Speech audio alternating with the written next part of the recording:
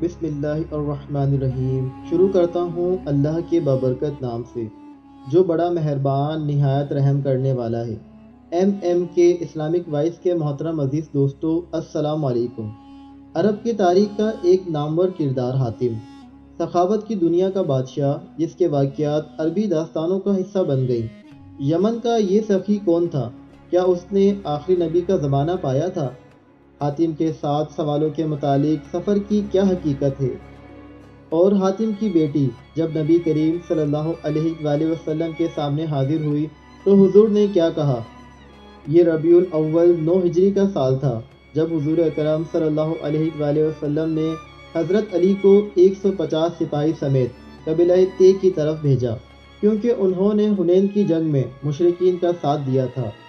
حضور نے حکم دیا کہ قبیلہ طے کے بت جس کا نام کلس تھا اسے توڑ دیا جائے۔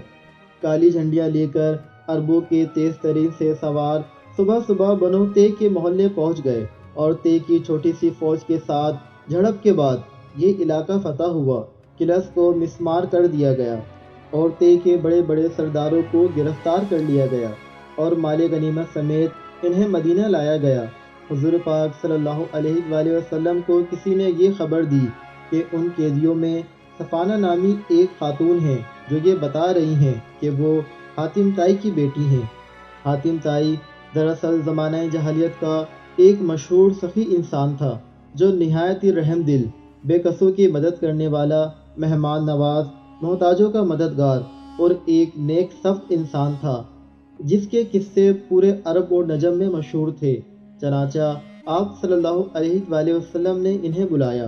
جب وہ حضور کے سامنے پیش ہوئیں تو انہوں نے کہا کہ میں سخی حاتم طائی کی بیٹی ہوں۔ میرا باپ بھوکوں کا پیٹ بھرتا تھا اور غریبوں پر رحم کرتا تھا۔ اس پر نبی نے فرمایا، تیرے باپ میں مسلمانوں جیسی خوبیاں تھیں۔ اگر تمہارا باپ اہل اسلام میں ہوتا تو ہم اس کے لیے رحمت کی دعا کرتے۔ صفانہ بنت حاتم نے حضور سے عرض کیا کہ میری آپ سے ایک درخواست ہے، آپ اس کو قبول فرما کر مجھے شکریہ ادا کرنے کا موقع دیجیے۔ نبی کریم صلی اللہ علیہ وآلہ وسلم نے فرمایا، وہ کیا ہے؟ اس نے کہا، میرے والد فوت ہو چکے ہیں، میرا محافظ یعنی بھائی بھاگ گیا ہے، آپ مجھ پر احسان فرما دیجیے تو اللہ آپ پر احسان فرمائے گا۔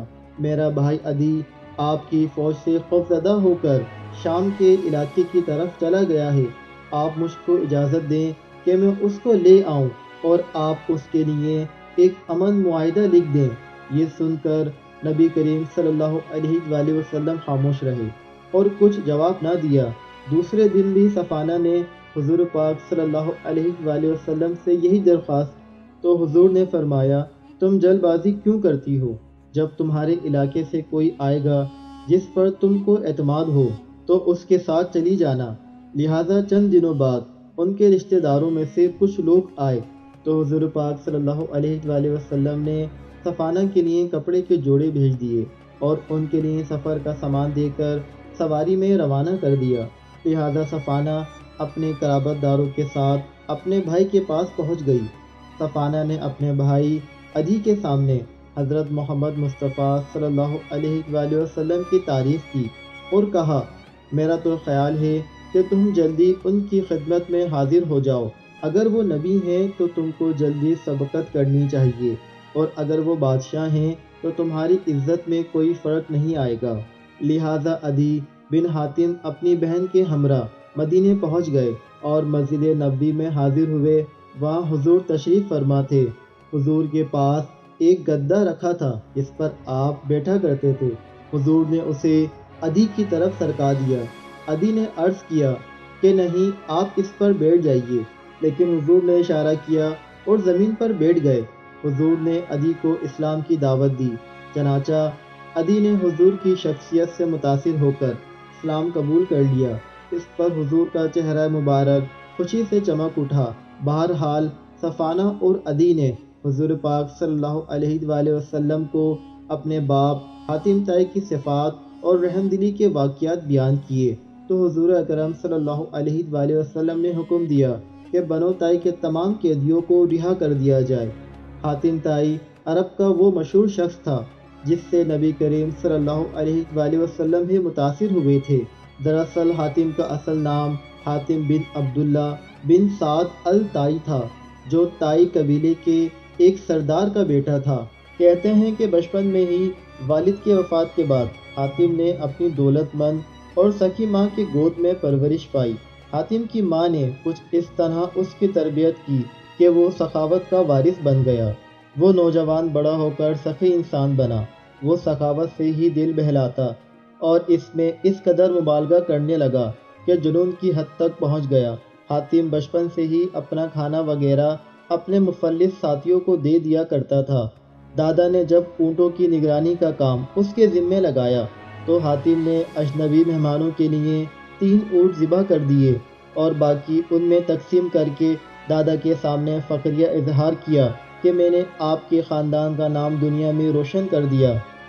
حاتم کی سخاوت کے قصے تاریخ کی کتابوں اور عربی داستانوں میں بھری پڑی ہیں۔ البدایہ و النہایہ میں امام ابن کثیر لکھتے ہیں کہ ایک دفعہ عرب میں قحط کا زمانہ تھا، ہر طرف سوکھا پڑا تھا، لوگ دانے دانے اناج کے لیے ترس رہے تھے۔ خود حاتم اپنے گھر والوں سمیت فاقہ سے بدحال تھا کہ رات کے وقت ایک عورت نے آ کر اپنے بھوکے بچوں کے کھانے کے لیے فریاد کیا۔ حاتم نے اٹھ کر اپنا گھوڑا ذبح کر دیا، پہلے اسے کھانے کو دیا اور پھر اپنے بچوں کو جگا کر کھلایا، اور جب تک اپنی قوم کے ایک ایک گھر میں جا کر وہ گوشت تقسیم نہ کر لیا، خود کھانا نہیں کھایا۔ حاتم کے گھر کوئی مہمان آ جاتا تو وہ اس کی عزت اور تکریم میں کوئی کسر نہ چھوڑتا، بلکہ وہ خود مہمانوں کی تلاش میں لگا رہتا۔ اونچی پہاڑی پر ایک آگ روشن کر کے آوازیں دیا کرتا اور اپنے غلام کو خوشخبری دیتا کہ اگر اس آگ کی وجہ سے کوئی مہمان ہمارے گھر آ گیا تو تم آزاد کر دیے جاؤ گے۔ وہ مقام جہاں حاتم رات کو آگ جلایا کرتا تھا آج جبل سمرہ کی چوٹی پر واقع ہے، جو حاتم طائی کے آتش دان کے نام سے مشہور ہے اور آج سعودی عرب کے سیاحت اور اثریاتی مقام میں سیر فہرست ہے۔ اسی طرح مشہور ہے کہ جب حاتم طائی کو کسی قیدی نے مدد کے لیے پکارا تو اس نے قیدی کی رہائی کے بدلے اس وقت تک خود کو قید کرنا منظور کر لیا جب تک وہ اپنا فدیہ نہ چکا دے۔ اسی طرح بے شمار قصے حاتم کے متعلق عرب میں زبان زد ہو گئے۔ حاتم کی سخاوت کے چرچے گھر گھر عام ہونے لگے اور اس کی فیاضی کی داستانیں عرب میں ایک ضرب المثل بن گیا تھا۔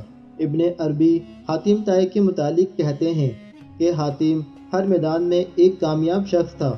جب وہ جنگ کرتا تو غالب آ جاتا، کسی سے مقابلہ کرتا تو سبقت لے جاتا، کوئی کھیل کھیلتا تو ہمیشہ جیت جاتا، اور سخی اس قدر تھا کہ جب ماہ رجب کا چاند نظر آتا تو حاتم ہر روز 10 اونٹ ذبح کرتا اور لوگوں کو کھانا کھلاتا اور لوگ اس کے پاس جمع ہو جایا کرتے تھے۔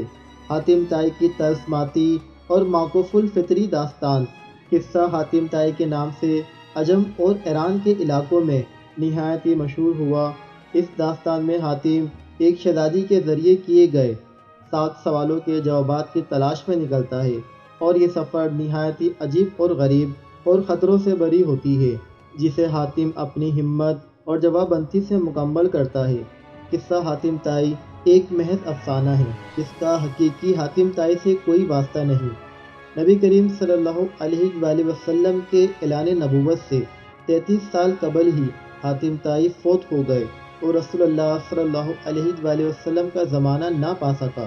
اگر وہ زندہ ہوتا تو دیکھتا کہ شاہ عرب محمد صلی اللہ علیہ وآلہ وسلم کی سخاوت بارش کی طرح عرب کے ہر علاقے میں برس رہی تھی، جو رحمت العالمین بن کر آئے تھے، یہاں تک کہ خود حاتم طائی کا خاندان بھی اس سے محروم نہ رہا کہ عرب کے اس مشہور سخی خاندان پر نبی کے بڑے احسان تھے۔